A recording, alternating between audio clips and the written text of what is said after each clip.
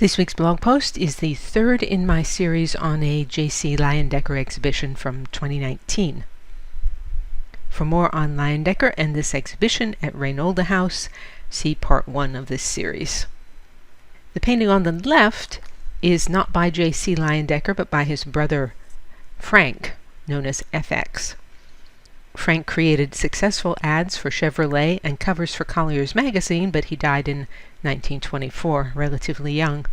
You can see here that the styles of the two brothers are very similar, but quite distinct. On the right is an ad for the Howard Watch Company.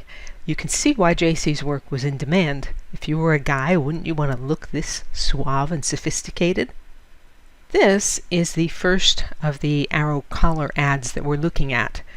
In 1905, J.C. proposed a novel advertising idea to Arrow shirts, a male embodiment of their products. Not simply a man, J.C. said to them, but a manly man, a handsome man, an ideal American man. End of quote. From 1907 to 1931, hundreds of ads were created featuring the Arrow collar man, who became America's model of elegant sophistication. During the 1920s, the Arrow collar man received more fan mail than some Hollywood stars. Surely not everyone in that decade, the Jazz Age, looked like this, but Leyendecker made us believe they did, and that we could too. This is one of my favorite paintings from the Leyendecker House exhibition. If you want to know more about the 1920s, see my book, Timeline 1900 to 2021.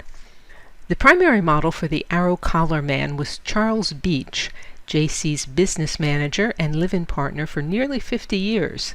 In the Leyendecker House exhibition, Beach appeared steering a boat, at the races, finishing a swim meet, and reading books. It's generally assumed that J.C. was a homosexual because he lived with a man and never married. But as far as I know, there is no documentary proof one way or the other. Some of J.C.'s images might be interpreted as homoerotic, but if they were recognized as such at the time, then J.C.'s skill and his marketing value protected him from any backlash. This is a series of Saturday Evening Post covers for autumn. I really like the variation in themes that he manages to come up with.